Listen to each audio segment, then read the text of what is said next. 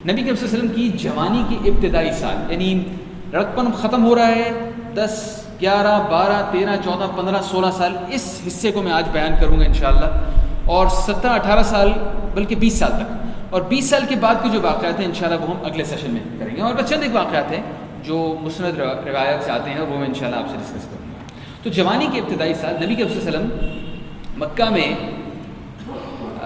جب اپنے چچا حضرت ابو طالب کے پاس مقیم تھے، حضرت ابو طالب نے نبی کریم صلی اللہ علیہ وسلم کے ظاہر ان کے قریب تھے، وہ دیکھتے تھے، روز ان کو دیکھتے تھے، اور اس قربت کی وجہ سے، اور نبی کریم صلی اللہ علیہ وسلم کے باپ کی جگہ تھے اور محبت بھی بہت رکھتے تھے ان کے ساتھ، تو انہوں نے نبی کریم صلی اللہ علیہ وسلم کے بارے میں کچھ ایسی چیزیں آبزرو کی جو عام لوگ نہیں کر پاتے تھے۔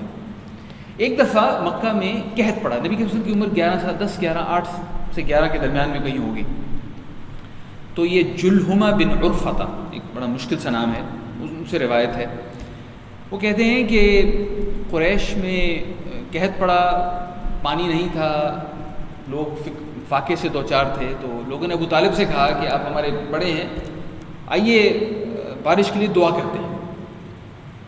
تو قریش مکہ پہ بھی جب مصیبت آتی تھی، عربوں پہ عام طور پہ مصیبت آتی تھی، ہم یہ پہلے ڈسکس کر چکے ہیں، وہ اللہ تعالیٰ میں بہرحال یقین رکھتے تھے، لیکن وہ کہتے تھے بت ہمارا وسیلہ ہے اللہ تعالیٰ تک پہنچنے کا، تو وہ اللہ تعالیٰ پہ چونکہ یقین رکھتے تھے اور انہیں پتہ ہوتا تھا کہ یہ ایک ایسا معاملہ ہے اس میں بت بھی کچھ نہیں کر سکتے، تو پھر وہ ڈائریکٹلی بھی دعا کرنے پہ تیار ہو جاتے تھے۔ تو اس وقت انہوں نے حضرت ابو طالب سے کہا کہ آئیے ہم دعا کرتے ہیں، تو حضرت ابو طالب باہر آئے اور نبی کے وسلم ان کے ساتھ تھے، آسمان پر کوئی بادل نہیں نظر آ رہے تھے، ابو طالب کے ہاتھ انگلی پکڑ کے نبی کریم صلی اللہ علیہ وسلم باہر آئے اور سب دعا کر رہے تھے، تو محسوس ایسا ہوتا ہے روایت سے کہ نبی کریم صلی اللہ علیہ وسلم نے بھی دعا کی، وہ ایسے کی کہ ان کی آنکھیں آسمان کی طرف اٹھ رہی تھیں، انگلی انہوں نے اٹھائی، لگ رہا تھا کہ وہ بھی اللہ تعالیٰ سے دعا کر رہے ہیں، تو ان کی دعا کرنا تھا، اور ابو طالب یہ سب کچھ نوٹس کر رہے تھے، تو ان کی دعا کرنا تھا، فوراً اس کے بعد حضرت ابو طالب نے دیکھا کہ جگہ جگہ سے بادل آنے شروع ہو گئے، اور باقی لوگوں کو تو معلوم نہیں ہوا، لیکن حضرت ابو طالب نے دیکھ لیا کہ جب اس بچے نے دعا کی ہے تو بادل آنے شروع ہو گئے اور اس کے بعد بارش ہو گئی، تو حضرت ابو طالب نے اس وقت کچھ شعر کہے، اور عربوں کی عادت تھی کہ کوئی بڑا واقعہ ہوتا تھا تو اس کو وہ ریکارڈ کرنے کے لیے شعر کہہ دیتے تھے، اور انہیں شعر لکھنے نہیں پڑتے تھے، وہ شعر کہتے تھے اور لوگوں کو زبانی حفظ ہو جاتے تھے۔ ہمارے ملک میں بھی ایسے لوگ ہیں، میرے کچھ ایسے جاننے والے ہیں، آپ کے بھی ہوں گے، کہ وہ 3 جملے بولتے ہیں، ان میں سے 2 جملے شعر ہوتے ہیں، اور انہیں موقع کی مناسبت کے ساتھ شعر یاد آ جاتے ہیں۔ کچھ لوگ ایسے ہوتے ہیں، عربوں میں یہ رواج تھا، تو وہ شعر کہہ بھی دیتے تھے فوراً موقع پر، اور اس کے بعد ان شعروں کو یاد بھی کر لیتے تھے، لوگوں کو پوری بیاض یاد ہوتی تھی کسی دوسرے شخص کی، اس شخص نے فلاں موقع پہ یہ شعر کہا تھا، تو ان کے لیے کمیونیکیشن کا یا معلومات ریکارڈ کرنے کا طریقہ تھا شعر کہنا۔ تو حضرت ابو طالب نے یہ اشعار کہے، وَبْيَضَّ يُسْتَسْقَى الْغَمَامُ بِوَجْهِهِ، یعنی ان کا چہرہ میں سفیدی نہیں کہوں گا، لیکن ان کے چہرے پہ روشنی سی ہے، اور ان کے چہرے سے بادلوں کو بلایا جاتا ہے، طلب کیا جاتا ہے، بادلوں کی بارش کو طلب کیا جاتا ہے۔ ثمال الیتامى عصمۃ للارامل، ثمال الیتامى کا مطلب وہ جس کے پاس یتیم اپنا سر چھپانے کے لیے جاتے ہوں، میں بڑا مطلب مفہوم سے آپ کو بتا رہا ہوں۔ ثمال کا مطلب یہ ہے کہ کسی کو بہت زیادہ تکلیف ہو تو کس کی طرف جائے گا، کس سے مدد کی درخواست کرے، کس سے کہے گا میری مدد کرے، ثمال وہ شخص ہے، یتیم جس کے پاس جاتے ہیں کہنے کے لیے۔ وَعِصْمَةٌ لِلْأَرَامِلِ، یعنی جو بیوہ عورتیں ہوتی ہیں ان کا محافظ ہے یہ۔ حضرت ابو طالب نبی کے وسلم کے بارے میں کہہ رہے ہیں، بہت پرانی، یہ اسلام سے بہت پہلے کی بات ہے۔ میں نے یہ واقعہ آپ کے سامنے اس لیے بیان کیا ہے کہ ہمیں 2-3 ایسی اشارے ملتے ہیں کہ حضرت ابو طالب نے نبی کے وسلم کے بارے میں کچھ چیز نوٹس کی جو عام لوگوں نے نہیں کی، قربت کی وجہ سے انہوں نے کچھ دیکھا، اور ان کی محبت بھی بڑھ گئی اپنے بھتیجے کے لیے، اور اس کے ساتھ ساتھ ان کے ذہن میں یہ بات آ بھی گئی کہ کچھ خاص بات ہے اس بچے میں۔ یہ ایک واقعہ ہمارے سامنے آتا ہے۔ دوسرا واقعہ جو نبی صلی اللہ علیہ وسلم کے اس زندگی کے اس حصے کا واقعہ ہے جو مستند روایت سے ہمارے سامنے آتا ہے، وہ ہے حرب الفجار۔ فجار، فے پہ زیر ہے، جیم پر الف فتحہ ہے، یعنی زبر ہے، سو حرب الفجار۔ فجار نکلا ہے فاجر سے، فاجر کا مطلب وہ جو برا کرتا ہو، جو یعنی جو قوانین اللہ تعالیٰ نے بنائے انہیں توڑتا ہو، اسے فاجر کہتے ہیں۔ اس کا واقعہ کچھ ایسے ہے کہ عرب کے قبائل میں دو شاخیں تھیں جو مشہور تھیں. ایک شاخ کو کہتے ہیں قیس اعلان، دوسری شاخ کو کہتے ہیں کنانہ. قریش کے بارے میں ہماری بات ہو چکی ہے کہ ان کا تعلق کنانہ سے تھا. تو کنانہ کے ایک آدمی نے، وہ قریشی نہیں تھا لیکن بڑا جو قبیلہ ہے کنانہ کا، مثال کے طور پہ اگر یہاں پہ چودھری صاحب ہیں تو چودھری صاحب بہرحال پاکستانی ہیں، تو یوں سمجھے کسی پاکستانی نے کچھ کیا، اب چودھری صاحب کو بہرحال اس پاکستانی کی سپورٹ کرنی ہے. آپ سمجھیں میری بات؟ ایک بڑا قبیلہ ہے کنانہ، اس میں ایک چھوٹا قبیلہ ہے قریش. تو کنانہ کے ایک آدمی نے قیس اعلان کے ایک آدمی کو قتل کر دیا. قیس اعلان کے لوگوں نے کہا کہ ہم تو اب کنانہ والوں کو نہیں چھوڑیں گے. حالانکہ کنانہ کے ایک آدمی نے قتل کیا تھا، باقیوں نے نہیں کیا تھا، لیکن جاہلی سوسائٹی ایسی ہی ہوتی ہے. انہوں نے کہا کہ ہم نہیں چھوڑیں گے، اور وہ حملہ کرنے کی غرض سے کنانہ کے تمام قبیلوں کی طرف آئے. کنانہ ایک علاقے میں رہتے تھے، قیس اعلان ایک علاقے میں رہتے تھے. اب اس میں ایک اضافی مسئلہ یہ ہو گیا کہ جب کنانہ کے آدمی نے قتل کیا تھا تو اس نے ایک حرام مہینے میں قتل کیا تھا. جو کیلنڈر کے مہینے ہوتے ہیں حضرت ابراہیم کے زمانے سے، اس میں چند ایک مہینے ایسے تھے جن میں کسی کو قتل کرنا بہت بڑا گناہ تھا. جانور مارنا، مطلب چھوٹی سی چیز کو بھی تکلیف دینا بہت بڑا گناہ ہے. تو اس شخص نے عکاظ کے میلے کے دوران، جس وقت بالکل قتل نہیں کیا جا سکتا تھا، اس نے اس وقت قیس اعلان کے آدمی کو قتل کیا. یعنی بہت بڑی غلطی کی اس نے. لیکن قیس اعلان نے جب جوابی حملہ کیا تو وہ جوابی حملہ اتنا شدید تھا کہ انہوں نے سب کو مارنا شروع کر دیا. اور کنانہ کے لوگوں نے کہا کہ ہمارے پاس پناہ لینے کی واحد جگہ حرم ہے مکہ کے اطراف، جہاں پر کوئی کسی کو قتل نہیں کر سکتا تھا. ہماری شریعت میں بھی ایسے ہی. وہ بھاگتے بھاگتے کنانہ کے قبائل، قریش ان میں شامل، وہ سب مکہ کے ارد گرد جمع ہو گئے، مکہ کے اندر جمع ہو گئے. لیکن کنانہ کے لوگوں نے اس کی بھی پرواہ نہیں کی. انہوں نے بہرحال حرم کے اندر جا کے بھی لوگوں کو پکڑا اور مارنا شروع کر دیا. اس سے پہلے تو کنانہ کے لوگ یہ محسوس کر رہے تھے کہ ہمارے آدمی سے غلطی ہوئی ہے، ہم غلطی پر ہیں، تو اس لیے ہمارا بھاگنا بنتا ہے. لیکن جب ان کے اوپر حرم کے اندر حملہ ہوا تو انہوں نے کہا کہ اب تو ہم نے نہیں چھوڑنا، اب تو جوابی حملہ کرنا پڑے گا. تو انہوں نے جنگ کر دی. اس جنگ کے دوران، جنگ پورا دن جاری رہی. اس جنگ کے دوران نبی کریم صلی اللہ علیہ وسلم کی عمر ہوگی تقریباً 14-15 سال. اس کی وجہ میں بتاتا ہوں کہ میں کیوں کہہ رہا ہوں. نبی کریم صلی اللہ علیہ وسلم کے چچا حضرات تیروں سے حملے کے اندر شامل تھے، تیر مار رہے تھے دشمن کو. نبی کریم صلی اللہ علیہ وسلم کا کام یہ تھا کہ جو تیر دشمن کے آگے گرتے تھے ان کو جمع کر کے اپنے چچا کو دینا، اپنے چچاؤں کو دینا. کیونکہ تیر ایک ایسی چیز ہے، وہ ایک دفعہ چھوڑ دیا جائے، نشانے پہ لگے نہ لگے، کہیں جا کے گرے، اسے دوبارہ استعمال کیا جا سکتا ہے. دشمن کی جو تیر آتے تھے یہ جا کے اسے جمع کرتے تھے اور اپنے چچاؤں کو دیتے تھے. میں ان کی عمر اس لیے بتا رہا ہوں 14-15 سال، کیونکہ عربوں میں جو بچہ 15 سال کی عمر تک پہنچتا تھا تو وہ جنگ میں باقاعدہ شامل ہوتا تھا. نبی کے وسلم چونکہ جنگ میں باقاعدہ شامل نہیں کیے گئے تو شاید ان کی عمر اس پہ ہوگی، اس جگہ پر ہوگی کہ بڑے ہو گئے ہیں لیکن اتنے بڑے نہیں ہوئے کہ پورے مرد میں سے رکھیے جا سکے. تقریباً اتنی عمر تھی. نبی کے وسلم نے بعد میں حرب الفجار کا ذکر کیا اپنے اسلام کے بعد صحابہ کے سامنے. انہوں نے کہا کہ میں اپنے چچاؤں کو یہ تیر لا کے دے رہا تھا. انہوں نے یہ بھی کہا کہ میں اپنا اس جنگ میں شامل ہونا، میں لفظی ترجمہ نہیں کر رہا، میں مفہوم بتا رہا ہوں آپ کو، میں اپنا اس جنگ میں شامل ہونا برا نہیں سمجھتا. یہ بات وہ اسلام کے بعد کہہ رہے ہیں، یعنی یہ ان چیزوں میں شامل ہیں. اسلام میں ہم احکام نکالتے ہیں ان چیزوں سے جو نبی کریم صلی اللہ علیہ وسلم اسلام کے بعد کی. ایسا ہی ہے نا، احکامات جو ہوتے ہیں، حلال کیا ہے، حرام کیا ہے، جائز کیا ہے، ناجائز کیا ہے، مستحب کیا ہے، منکر کیا ہے. یہ جو چیزیں ہم نکالتے ہیں یہ ہم نبی کریم صلی اللہ علیہ وسلم کے اسلام لانے کے بعد جو کچھ ہوا، علماء اس میں سے یہ چیزیں اخذ کرتے ہیں. اور نبی کریم صلی اللہ علیہ وسلم نے اسلام کے بعد کہا کہ میں اپنا اس جنگ میں شامل ہونا برا نہیں سمجھتا. ذرا اس پہ غور کیجیے. قتل کس نے کیا تھا؟ کنانہ کے آدمی نے کیا تھا. یعنی نبی کریم صلی اللہ علیہ وسلم کا تعلق اس قبیلے سے تھا جس کے آدمی سے غلطی ہوئی تھی. ایسا ہی ہے. لیکن کنانہ والوں نے کیا کیا؟ انہوں نے اس سے بھی بڑا جرم کیا اور پھر وہ مظلوم ہونے سے ظالم ہو گئے. اور اس جنگ میں جس کا اسلام سے کوئی تعلق نہیں تھا، نبی کریم صلی اللہ علیہ وسلم کو بہرحال اپنے لوگوں کا دفاع کرنے کے لیے شامل ہونا پڑا. ہم کہہ سکتے ہیں کہ ٹھیک ہے وہ صرف تیر دے رہے تھے، وہ ان کی عمر اتنی تھی، لیکن وہ اپنا اس جنگ میں شامل ہونا برا نہیں سمجھتے تھے۔ انشاءاللہ مستقبل میں جب ہم ان چیزوں کے بارے میں بات کریں گے کہ نبی کے صلی اللہ علیہ وسلم کی زندگی کے واقعات سے احکامات کیسے اخذ کیے جاتے ہیں، تو اس وقت یہ نقطہ ذہن میں رکھیے گا۔ نبی صلی اللہ علیہ وسلم کا اس عمر میں کوئی خاص متعین کام نہیں تھا، لیکن وہ بھیڑ بکریاں چرایا کرتے تھے۔ اب یہ ایک اہم نقطہ ہے، اس میں کچھ وقت لگانا چاہوں گا۔ نبی صلی اللہ علیہ وسلم نے ایک دفعہ کچھ صحابہ کہیں جا رہے تھے اور بھیڑ بکریاں کچھ تھیں، ان کو صحابہ نے کہا کہ ان کے لیے کچھ کھانے پینے کا بندوبست کرنا ہے، تو نبی صلی اللہ علیہ وسلم نے کہا کہ فلاں درخت ہے، اس کی فلاں قسم کی جو گہری شاخیں ہوتی ہیں نیچے وہ دینا۔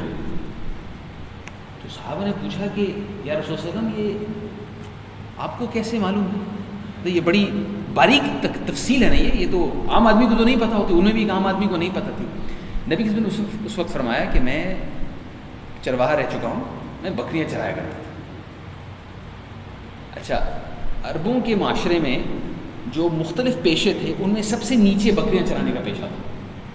اور بھی پیشے تھے، لکڑہارا بھی ایک پیشہ تھا، بڑھئی بھی ایک پیشہ تھا، لوہار بھی ایک پیشہ تھا، یہ مختلف پیشے تھے اور ہمیں ان کے حوالے ملتے ہیں، لیکن ان میں جو سب سے نیچے درجے کا پیشہ تھا، سب سے نیچے درجے کی مزدوری تھی، وہ تھی بکریاں چرانا۔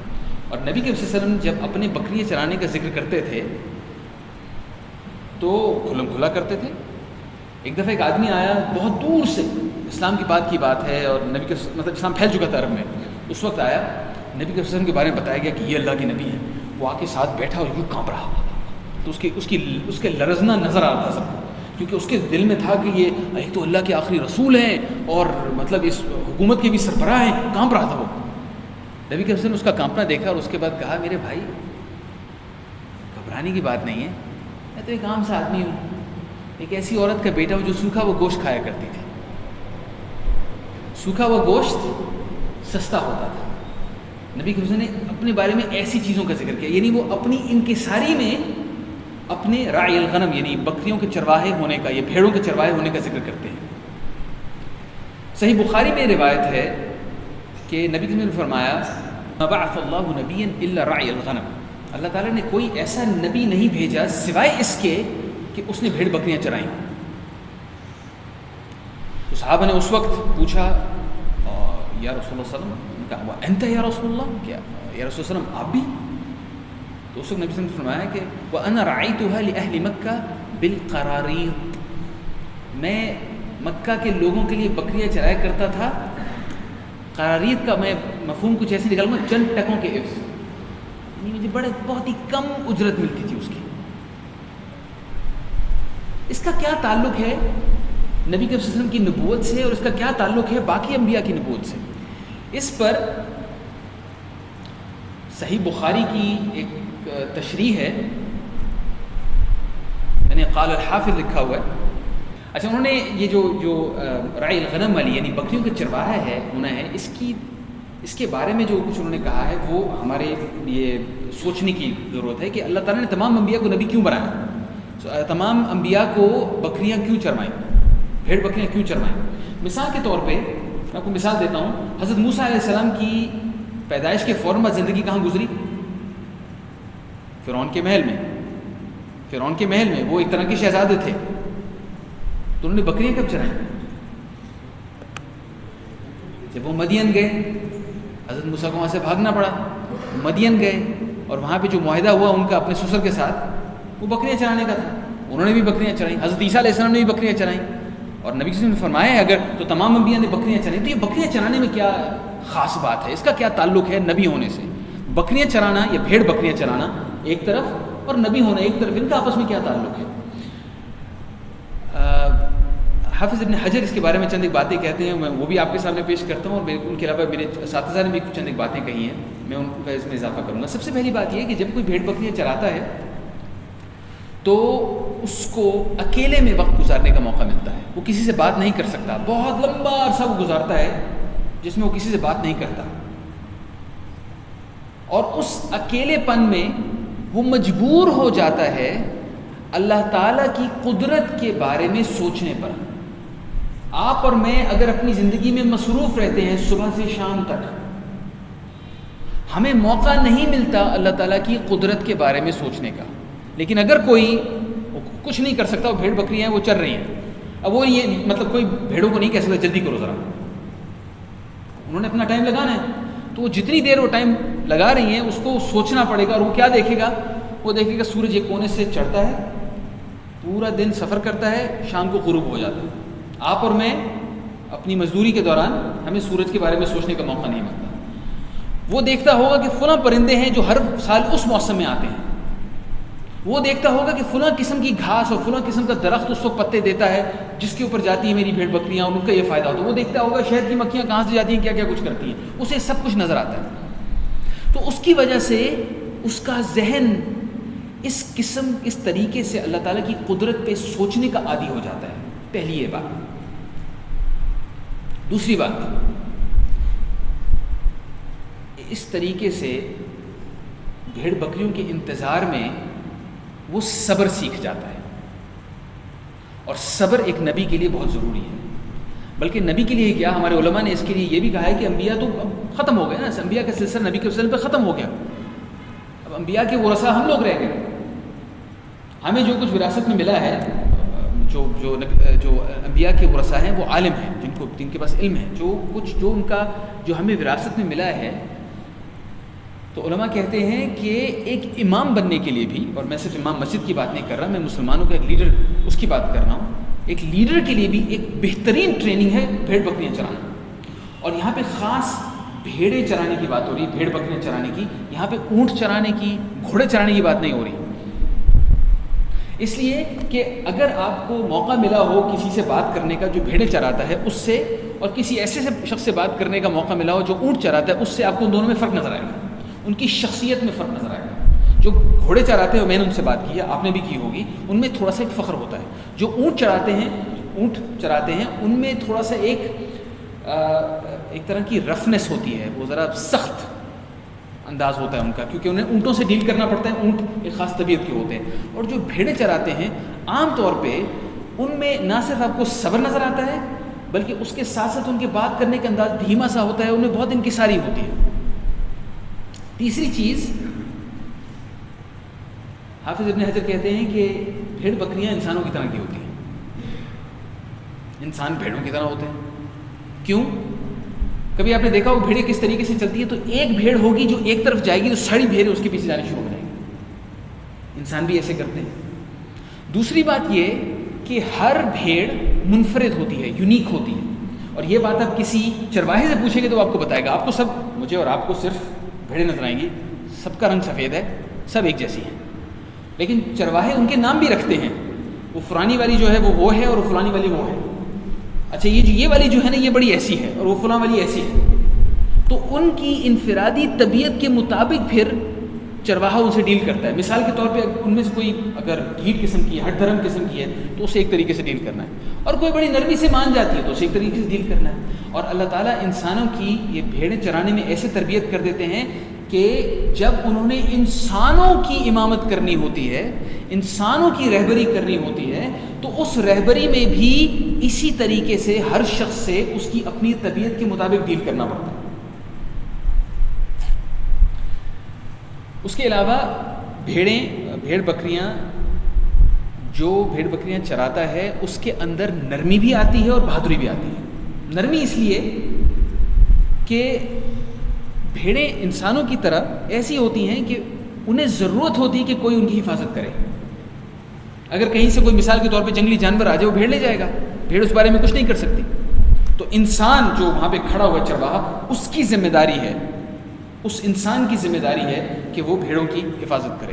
دوسرا، ایک تو اس میں نرمی آ گئی، وہ بھیڑوں کا خیال رکھے گا. دوسرا، اس کے اندر سختی بھی آ گئی کہ کوئی جنگلی جانور آئے، اب وہ اکیلا ہے وہاں پہ، کسی کو کچھ نہیں کہہ سکتا، کسی کو نہیں بلا سکتا، کوئی اس کی مدد کے لیے نہیں آئے گا. اگر وہاں بھیڑیا آیا تو اس نے بھیڑیے سے خود ڈیل کرنا ہے. سانپ نظر آیا، شیر آ گیا، اس نے خود ڈیل کرنا ہے. تو اس کے اندر وہ بہادری بھی آ جاتی ہے. اور اسی نرمی اور بہادری کے امتزاج کی ضرورت ہوتی ہے انسانوں کے لیڈر کو بھی، اور انبیاء انسانوں کے لیڈر ہوتے ہیں.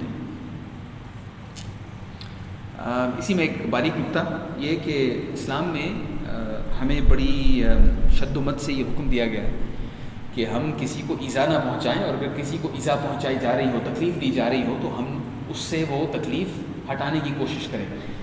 اس میں جانور بھی شامل ہیں۔ ایک دفعہ ایک اونٹ نبی کے صلی اللہ علیہ وسلم کے پاس آیا اور اس نے عجیب سی آوازیں نکالنی شروع کر دیں۔ نبی کے صلی اللہ علیہ وسلم نے اس کی بات سنی، وہ کچھ کہہ رہا تھا اونٹ، باقی لوگوں کو کچھ سمجھ نہیں آ رہی تھی، لیکن وہ آوازیں نکالتے نکالتے اس اونٹ کے آنسو بھی نظر آئے لوگوں کو۔ تو اس کے بعد نبی صلی اللہ علیہ وسلم نے فرمایا کہ اس کا مالک کون ہے؟ تو ایک آدمی آیا، اس نے کہا جی میں اس کا مالک ہوں۔ تو نبی صلی اللہ علیہ وسلم نے فرمایا کہ یہ اونٹ تمہارے بارے میں شکایت کر رہا ہے، یہ کہہ رہا ہے کہ تم اس پر اس کی استطاعت سے زیادہ وزن لادتے ہو، اسے کھانے کو نہیں دیتے، اس کی قدر سے زیادہ کام لیتے ہو۔ اور پھر نبی صلی اللہ علیہ وسلم نے فرمایا کہ اپنے جانوروں کے معاملے میں اللہ تعالیٰ سے ڈرو، جانوروں کے معاملے میں اللہ تعالیٰ سے ڈرو۔ اگر آپ کو کوئی کتا بھی نظر آئے اور آپ بلا وجہ اس کو پتھر ماریں تو سوچئے کہ کہیں آپ کو اس کا جواب نہ دینا پڑ جائے۔ جیسے میں نے کہا کہ یہ تمام قسم کی مزدوریوں میں سب سے نیچے لیول کی ہے، تو اس وجہ سے جو شخص راعی غنم بنتا ہے یا چرواہا بنتا ہے اس کے اندر انکساری آتی ہے، اور ایک مسلمان لیڈر کے لیے وہ انکساری ہونا ضروری ہے۔ اس میں ایک اور چیز نوٹس کیجئے کہ نبی کریم صلی اللہ علیہ وسلم اپنے چچا کے پاس رہتے تھے، لیکن 14-15 سال کی عمر میں انہوں نے مزدوری شروع کر دی۔ ابھی سخت قسم کی مزدوری ہے، وہ وہی کر سکتے تھے، مکہ میں یہی جاب اویلیبل تھی، انہوں نے وہی کرنی شروع کر دی۔ آپ کا کیا خیال انہوں نے ایسا کیوں کیا؟ بہرحال ان کے چچا تھے جو ان کا آپ خیال رکھ رہے تھے، اور آپ سوچیں 13-14-15 سال کے بچے کا تو بہرحال خیال رکھا جاتا ہے، لیکن نبی کے وسلم نے پھر بھی مزدوری کرنا شروع کر دی۔ اس کی وجہ یہ تھی کہ وہ اپنے چچا کے اوپر انحصار نہیں کرنا چاہتے تھے، بوجھ نہیں بننا چاہتے تھے، اپنا چچا کا ہاتھ بٹانا چاہتے تھے، اپنی طرف سے پوری کوشش کرنا چاہتے تھے کہ وہ کسی طریقے سے اپنے چچا کی آمدنی میں کسی طریقے سے کچھ جو اپنی طرف سے ڈال سکیں، بے شک وہ کچھ چند قراری چند ٹکے بھی ہوں وہ بھی ڈال سکیں۔ اس کا نبی کریم صلی اللہ علیہ وسلم کے دائی ہونے سے بڑا گہرا تعلق ہے۔ اگر کسی دوسرے کا آپ کے اوپر کوئی احسان ہے تو پھر کھل کر اپنی بات کرنا بہت مشکل ہو جاتا ہے، لیکن اگر کوئی احسان نہیں جتا سکتا تو انسان کسی کو اگر اللہ تعالیٰ کی طرف بلاتا ہے تو آزادی سے بلا سکتا ہے۔ نیچے والا ہاتھ اور اوپر والا ہاتھ، ان دونوں کے درمیان میں فرق ہمیں ہمارے دین میں بتا دیا گیا ہے۔ دینے والا ہاتھ بہتر ہے، اور نبی صلی اللہ علیہ وسلم اپنی زندگی میں یہ چیز ثابت کر رہے تھے۔ مثال کے طور پہ قرآن شریف کی چند ایک آیات ہیں جن میں نبی صلی اللہ علیہ وسلم فرماتے ہیں وَيَا قَوْمِ لَا أَسْأَلُكُمْ، اللہ تعالیٰ فرماتے ہیں وَيَا قَوْمِ لَا أَسْأَلُكُمْ عَلَيْهِ مَالًا إِنْ أَجْرِيَ إِلَّا عَلَى اللَّهِ، میری قوم میں آپ سے مال نہیں مانگ رہا، مجھے آپ سے مال نہیں چاہیے، مجھے جو اجر ملنا ہے وہ اللہ تعالیٰ دیں گے۔ اور اگر اللہ کا نبی قرآن شریف کی آیت تلاوت کرتا ہے تو لوگوں کو معلوم ہے کہ یہ آیت ان کے اپنے دل کو بھی ٹچ کر رہی ہے، کیونکہ انہوں نے کبھی کسی سے کچھ نہیں مانگا۔ اسی طریقے سے قُل لَا أَسْأَلُكُمْ عَلَيْهِ أَجْرًا، میں آپ سے اجر نہیں مانگتا، یہ سورۃ الشورى میں۔ تو اس طریقے سے ہم جو کچھ نبی صلی اللہ علیہ وسلم کی زندگی سے سیکھ رہے ہیں، ہمارا اولین مقصد یہ ہے کہ ہم اپنی زندگی میں اس کو اطلاق کر سکیں، امپلیمنٹ کر سکیں اپنی زندگی میں، اور ان میں سے ایک اہم چیز ہے کسی سے مانگنے والا نہ بننا۔ اچھا، اگلا اہم واقعہ جس کے بارے میں ہمیں کچھ تفصیل میں جانا ہے وہ ہے حلف الفضول۔ میں اس کا ذکر کر رہا تھا شروع میں۔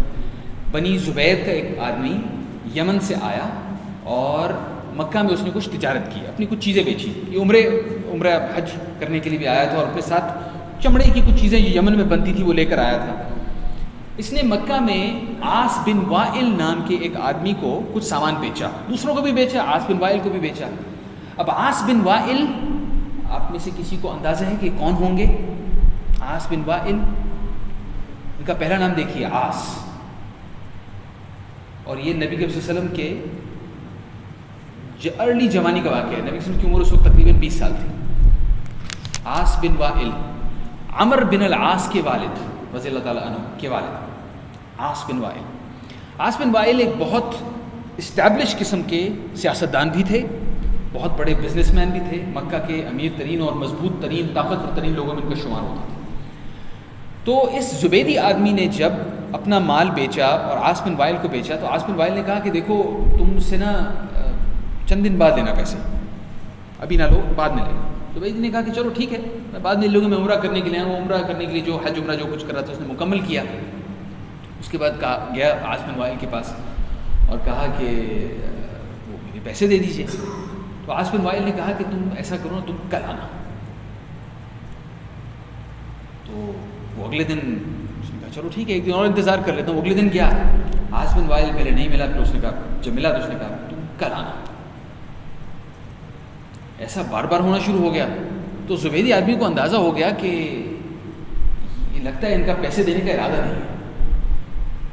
ایسے لوگ ہوتے ہیں کبھی کبھی، اللہ نہ کرے ہو سکتا ہے آپ کی زندگی میں بھی آپ کو ایسے لوگ ٹکرے ہوں. یہ بڑی گھٹیا قسم کی ذہنیت ہوتی ہے جو جن کا دینے کا ارادہ نہیں ہوتا اور بلا وجہ ٹر کھاتے ہیں. اس طرح بہت بڑا شدید گناہ ہے یہ، لیکن خیر ایسے لوگ ہوتے ہیں چند ایک لوگ.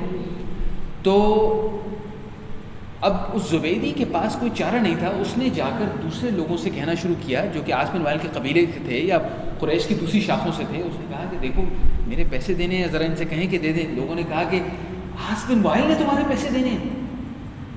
وہ جھجک گئے اور کوئی نہ کوئی بہانہ بنا لیا کہ نہیں وہ میں اصل میں یہ نہیں کر سکتا اور وہ نہیں کر سکتا. اب وہ زبیدی نے کہا کہ لگتا ہے کہ مجھے تو پیسے نہیں ملنے، میرا تو اچھا خاصا مطلب ان کے لیے تجارت ایسی تھی کہ وہ اپنی ساری جمع پونجی اس میں لگا دیتے تھے. اور وہ اپنے علاقے سے اتنا دور تھا زبیدی کہ وہ اپنے قبیلے کے لوگوں کو مدد کے لیے بلا بھی نہیں سکتا تھا. بہت زیادہ فاصلہ ہے. اگر تو مثال کے طور پہ میں نے بھی جو آپ کو کنانہ اور قیس سیلان کی لڑائی کے بتایا، ان کے درمیان میں کوئی معاملہ ہوتا، قیس سیلان ساتھ تھے بالکل، ایک دن کی مسافت پہ وہ پہنچ جاتے. لیکن یمن والے مطلب اب یوں سمجھیں 3-4 ہفتے کی مسافت ہے، کون آئے گا وہاں سے؟ تو آخر میں اس کے پاس کوئی چارہ نہیں تھا. تو اس نے عین حرم کے پاس جا کر بآواز بلند چند اشعار کہے. میں نے کچھ دیر پہلے آپ کو بتایا تھا کہ شعر کہنا ان کے لیے کتنا بڑا ایک ایشو تھا. اگر وہ کچھ شعر کہہ دیتے تھے جو لوگوں کو یاد ہو جاتے تھے تو وہ شعر پھیل جاتے تھے. ایک دوسرے کو بتاتا، دوسرے تیسرے کو بتاتا، تیسرا چوتھے کو بتاتا تھا. جس طریقے سے آج کل سوشل میڈیا پہ انفارمیشن پھیلتی ہے تو وہ چیز فوراً وائرل ہو جاتی تھی. تو شعر اس سے وائرل ہوتے ہیں. میں آپ کو شعر سناتا ہوں اور آپ شعر سنیں گے تو آپ کو اندازہ ہوگا کہ ایسی چیز لوگوں کو کیوں یاد رہتی تھی. اس شخص نے کہا یا آل فہر لمظلوم بضاعتہ، اے آل فہر. فہر کون ہے؟ نبی کے وسلم کے آباء و اجداد میں وہ شخص جس کا لقب قریش تھا. وہ کہہ رہے یا آل فہر لمظلوم بداعتہ، میں وہ مظلوم ہوں جس کی مطلب جو بیچنے والی چیزیں لے کے آیا تھا ان کے حوالے سے میں مظلوم ہو گیا ہوں. ببطن مکہ نأی الدار والنفر، میں مکہ کے پیٹ میں کھڑا ہوا ہوں، درمیان میں کھڑا ہوا ہوں اور میں اپنے گھر سے کتنا دور ہوں. ومحرم، اور میں تو محرم ہوں، مطلب میں حالت احرام میں ہوں. اشعث، بال میرے پراگندہ ہیں. لم یقض عمرتہ، میں نے تو ابھی اپنا عمرہ بھی مکمل نہیں کیا. یا للرجال، کہاں ہیں وہ لوگ، وہ مرد جو میری مدد کرتے ہیں. وہ بین الحجر والحجر، حجر یعنی وہ جو کعبے کا وہ حصہ جو گول دائرے کی صورت میں ہے کعبے کے سامنے، حجر، اور حجر کے درمیان یعنی حجر اسود کے درمیان، حجر اور حجر کے درمیان میں کھڑا ہوں. ان الحرام لمن ماتت کرامتہ، تم اپنے آپ کو کہتے ہو کہ تم مطلب اس حرم کے رہنے والے ہو، بڑے بلند لوگ اپنے آپ کو کہتے ہو. وَلَحَرَامَ لِلثَّوْبِ الْفَاجِرِ وَالْغَدَرِ، مطلب اس کا مفہوم کچھ ایسے ہے کہ تم لوگ کہتے ہو اپنے آپ کو کہ بڑے بلند لوگ ہو، تم جھوٹے داغا باز لوگ ہو، تم دوسروں کو تم اٹھائی گیرے ہو. اس طرح کے اس نے کچھ الفاظ کہے. اب یہ شعر مشہور ہو گئے. بات چلتی چلتی نبی کے صلی اللہ علیہ وسلم کے ایک چچا تھے جن کا نام تھا زبیر بن عبد المطلب، ان تک پہنچی بات. انہیں بڑی دل کو لگی یہ بات کہ واقعی یار ہم مکہ والے ہیں، ہم حرم کے رہنے والے ہیں اور ہمارے ہاں کوئی شخص ایسا مظلوم ہے صرف اس لیے کہ اس کا قبیلہ اس کی مدد نہیں کر سکتا. تو اب اس بارے میں ہمیں کچھ کرنا چاہیے. انہوں نے دوڑ دھوپ کی. انہوں نے مکہ میں وہ تمام لوگ جو ذرا سرکردہ قسم کے تھے، جن کے اندر قائدانہ صلاحیتیں بھی تھیں، انفلوئنس بھی تھی ان کی تھوڑی سی، ان سب کو اکٹھا کیا.